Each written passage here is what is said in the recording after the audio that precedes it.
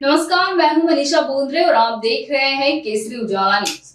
नागपुर के ब्रैटी चौक पर महात्मा गांधी के पुतले के सामने शरद पवार गठ के नेता अनिल देशमुख ने सरकार के खिलाफ प्रदर्शन करते हुए महिला शक्ति कानून लागू करने की मांग की है। उन्होंने कहा कि पिछले कई महीनों से महाराष्ट्र में महिलाओं पर अत्याचार के मामले में काफी बढ़ोतरी हुई है।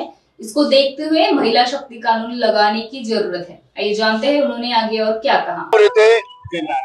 काही दिवसापूर्वी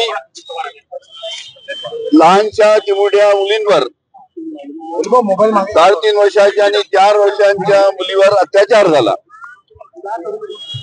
आणि हा अत्याचार झाल्यानंतर ही घटना दाबण्यासाठी 4 दिवस प्रयत्न झालेत।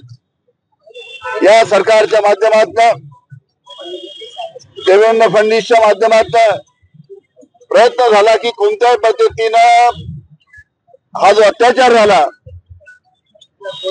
याच्याबद्दल तक्रार झाली नाही पाहिजे, ही बाब जनतेसमोर आली नाही पाहिजे, याच्यासाठी देवेंद्र फडणवीस त्यांच्या माध्यमातून प्रयत्न झाला आणि तरी पण ही बाब 4 दिवसांचा जनतेसमोर आली। हे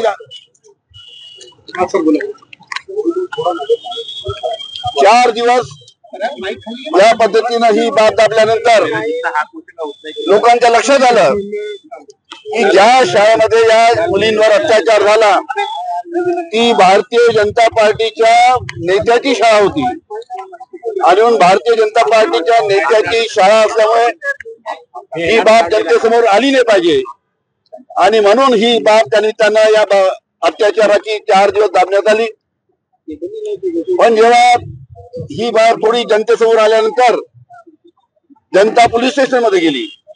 त्या पीडित जी मुलगी होती 3.5 वर्षाची, 4 वर्षाची, तिचे आई वडील आणि नातेवाईक पोलीस स्टेशन मध्ये गेले आणि त्यांनी सांगितलं की आमच्या मुलीवर अत्याचार झालेला आहे, 3.5-4 वर्षाची आमची मुलगी आहे आणि या पद्धतीने अत्याचार झाल्यानंतर सुद्धा